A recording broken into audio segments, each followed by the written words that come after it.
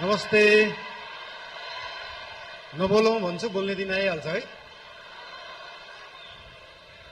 यस ऐतिहासिक राष्ट्रिय स्वतन्त्र पार्टीको पहिलो महाधिवेशनमा उपस्थित पार्टीका सभापति रवि लामिछानेज्यू, विशेष अतिथिका रूपमा आउनुभएका पूर्व प्रधानमन्त्रीज्यू, प्रमुख प्रतिपक्षीय दलका सभापतिज्यू तथा सम्पूर्ण विशिष्ट अतिथिहरू, पार्टीका पदाधिकारीहरू, मन्त्रीगणहरू, सांसदज्यूहरू तथा उपस्थित सम्पूर्ण देशप्रेमी, राष्ट्रिय स्वतन्त्र पार्टी प्रेमी सबैलाई हार्दिक शुभकामना दिन चाहन्छु।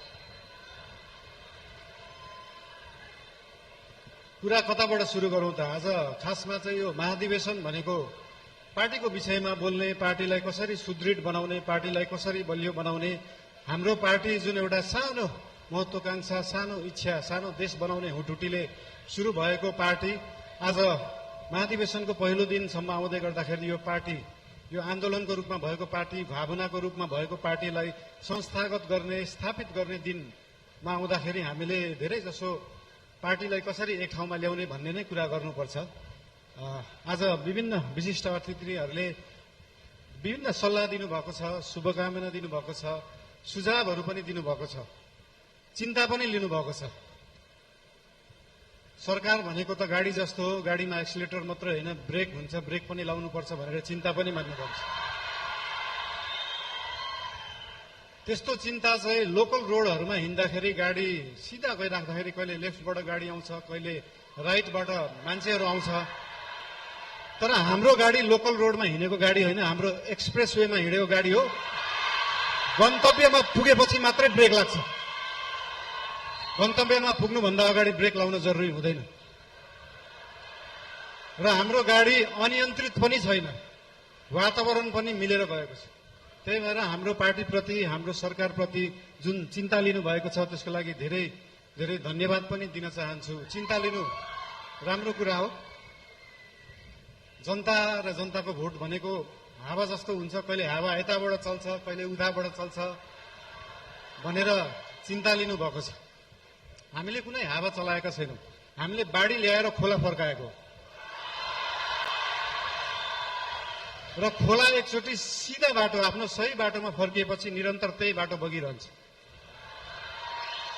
यो हावा जस्तो कहिले लेफ्ट राइट, उत्तर दक्षिण, पूर्व पश्चिम बग्दैन। त्यही भएर चिन्ता लिनुहुनेहरूलाई धेरै धेरै धन्यवाद दिन चाहन्छु। यस्तै चिन्ता हामीलाई दिइराख्नु होला, हामीलाई मार्गदर्शन दिइराख्नु होला। मेरो एकजना अनन्य मित्र, उहाँ अहिले हुनुहुन्न, उहाँले सधैँ भन्नुहुन्थ्यो मलाई, मैले म्युजिक गर्दाखेरि, बालेन स्पटलाइटमा आउन सहज हुन्छ तर त्यो स्पटलाइटलाई मेन्टेन गर्न गाह्रो हुन्छ सधैँ। त्यस्तै चिन्ता आज यहाँ हाम्रा आदरणीय नेतागणले पनि लिनुभएको छ। त्यो स्पटलाइटमा राष्ट्रिय स्वतन्त्र पार्टी आएको छ, द्वितीय आएको छ, यो मेन्टेन गर्न गाह्रो हुन्छ। तर यहाँहरू सबैलाई म के भन्न चाहन्छु भने हामीले स्पटलाइटमा हामीले ल्याएको होइन, जनतालाई ल्याएको हो। र जनता सधैँ स्पटलाइटमा थियो, स्पटलाइटमा छ, स्पटलाइटमै रहन्छ। हामीले दिएको प्रकाश नेतालाई दिएको प्रकाश छैन। हाम्रो सूर्य नेताप्रति मात्रै चम्किँदैन, हाम्रो सूर्यले जनतालाई प्रकाशित गर्छ। त्यही भएर यो जनता सधैँ अगाडि नै रहन्छ। र आज पार्टीप्रति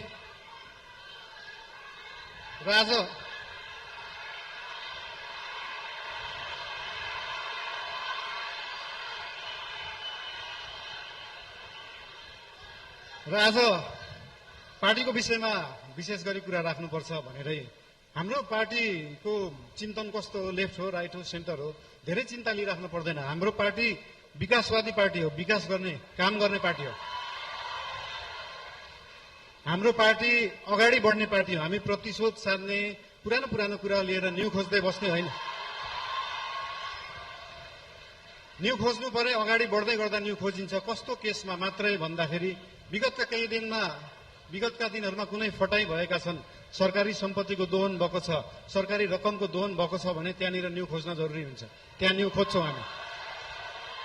र त्यो न्यू खोज्दै गर्दाखेरि अख्तियारलाई 5 घण्टा सोधपुछ गर्नुपर्छ, सरसल्लाह लिनुपर्छ भने हामी 5 घण्टा मात्रै होइन, 5 वर्ष गर्छौँ।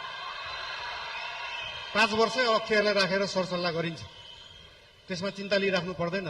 हामीले नियम कानुन मिच्दैनौँ, नियममा बसेरै काम गर्छौँ, नियमभन्दा बाहिर जाँदैनौँ। हाउभाउ हेर्दाखेरि यस्तो सोसियल मिडियाहरू हाउभाउ हेर्दाखेरि अलिकति अनियन्त्रित देखिएला, त्यो देखिएको मात्रै हो। सबै चिज नियन्त्रणमा छ, कुनै चिज आउट अफ कन्ट्रोल गएको छैन। चिन्ता कुनै विषयमा लिनु पर्दैन। सीमाको विषयमा पनि चिन्ता लिनुभएको थियो। हामीले सीमाको विषयमा बोल्दाखेरि पक्कै पनि जुनसुकै देशसँग सीमाको विषय कुरा गर्दाखेरि उहाँहरूले पनि आफ्नो आपत्ति जनाउनुहुन्छ। आपत्ति जनाउनु भयो, मलाई अचम्म लाग्यो। ल ठिक छ, तपाईँहरूसँग प्रमाण छ भने ल्याउनुहोस्। हामीसँग त प्रमाण छ, हामीसँग कालापानी लिपुलेखको प्रमाण छ। र त्यो प्रमाण लिनलाई हामीले पहिला ब्रिटिसले राज गर्दाखेरि त्यो प्रमाण ल्याउनुपर्छ भने ल्याउँछौँ भनेका हौ। हामीले ब्रिटिसलाई मध्यस्थकर्ता राख्न खोजेका होइनौँ। हामी हाम्रो छिमेकीहरूसँग आफै कुरा गरेर मिलाउँछौँ। हामीसँग प्रमाण छ र हामी ल्याउँछौँ, त्यो कुरा गरिएको हो। यसमा आशंका मान्नु पर्दैन। मेरो राष्ट्रियताप्रति कुनै आशंका मान्नु पर्दैन, कसैले पनि मान्नु पर्दैन। र विशेष गरी पार्टीको कुरा गर्दाखेरि पार्टीको महाधिवेशन चल्दैछ आज, भोलि पर्सि, भोलि चुनाव होला। र पार्टीको महाधिवेशनमा पहिलेदेखि एउटा हाम्रो संस्कार चाहिँ कता कता बिग्रिएको थियो। पहिला गुट बनाउने, उपगुट बनाउने। एउटा कुरा तपाईँहरूलाई यहाँ हुनुहुन्छ होला, महाधिवेशन प्रतिनिधिहरू हुनुहुन्छ होला, यहाँ केन्द्रीय सदस्य उठ्छु भनेर बस्नुभएका व्यक्तिहरू हुनुहुन्छ होला, पदाधिकारी उठ्छु भनेर बस्नुभएका व्यक्तिहरू हुनुहुन्छ होला। तपाईँहरूलाई एउटा कुरा स्पष्ट के भन्न चाहन्छु भने, एउटा राम्रो नेता बन्नलाई, एउटा राम्रो राजनीतिज्ञ बन्नलाई जनताको आस्था, जनताको माया जित्नुपर्छ, कुनै समूहको मायालाई हुँदैन। त्यही भएर समूह बनाउने पछाडि नलाग्नु होला। त्यस्तो बिउ अहिले नै नरोप्नु कि त्यो बिउ भोलि रुख बनेर बीचबाट फाड्नु परोस्। त्यही भएर यस्तो बिउ रोप्ने काम, यस्तो रुख फलाउने कामहरू हामी चाहिँ नगरौँ। हामीले पुरानाहरूबाट यो सिक्नुपर्छ।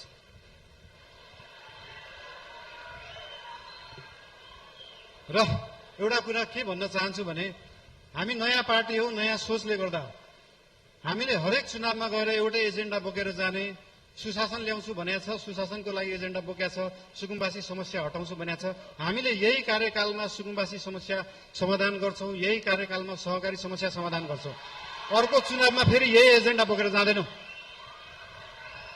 अर्को चुनावमा नयाँ एजेन्डा बोकेर जाने हो। र भोलि पर्सि हुने चुनाव भयो अथवा केही भयो, चुनावमा कसैलाई सीसीएम बन्न मन लाग्छ, कसैलाई पदाधिकारी बन्नु भयो, ठिकै छ। बन्नु भएन भने पनि चिन्ता किन लिनु पर्दैन भन्दाखेरि हाम्रो गठबन्धनको सरकार होइन, हाम्रो एकल पार्टी सरकार हो। र एकल पार्टीको सरकार हुँदा के बुझ्नुपर्छ भन्दा, हरेक मन्त्री प्रधानमन्त्री हो, हरेक सांसद प्रधानमन्त्री हो, हरेक पदाधिकारी प्रधानमन्त्री हो, हरेक सीसीएम प्रधानमन्त्री हो, हरेक कार्यकर्ता प्रधानमन्त्री हो, हरेक आस्था राख्ने मान्छे प्रधानमन्त्री हो। भोलि तपाईँले सीसीएम जित्नु भएन, म सीसीएम भएको भए यो गर्थे भन्ने छ भने आउनुहोस्, भन्नुहोस्, पार्टीलाई भन्नुहोस्। भोलि तपाईँ सांसद हुन सक्नु भएको छैन, म सांसद भएको भए यो काम गर्थेँ भनेर लिएर आउनुहोस्। तपाईँलाई जे गर्न मन लाग्छ यो पार्टीले गर्छ, यो सरकारले गर्छ। र हाम्रो पार्टीका पदाधिकारीहरूलाई, सरकार र पदाधिकारीहरू, सीसीएमहरू विभिन्न जिल्लाबाट आउनु भएको छ। उहाँहरूसँग कनेक्ट भएर उहाँहरू र सरकार एउटै हो भन्ने उहाँहरूलाई चाहिँ अनुभूति गराउन अझै पनि उहाँहरूलाई अनुरोध गर्न चाहन्छु। अझै बोलौँ, के गरौँ? ठिकै छ, अब नबोलौँ भन्दा बोल्ने दिन आइहाल्छ भने जस्तै। ठिकै छ, अब अर्को यो पछाडिको मन्तव्य हाम्रो सभापतिज्यूको रहेको नै छ। र एउटा कुरा फेरि अन्तिममा के भन्न चाहन्छु तपाईँहरूलाई भन्दाखेरि, पार्टी चाहिँ एकै ठाउँमा राख्ने कुरा हो, पार्टीलाई एक बनाउनुपर्छ। आज भोलि पर्सि चाहिँ हामी पार्टीको बारेमा सोचौँ र त्यो पछाडि 5 वर्ष देशको बारेमा सोचौँ। धेरै धेरै धन्यवाद।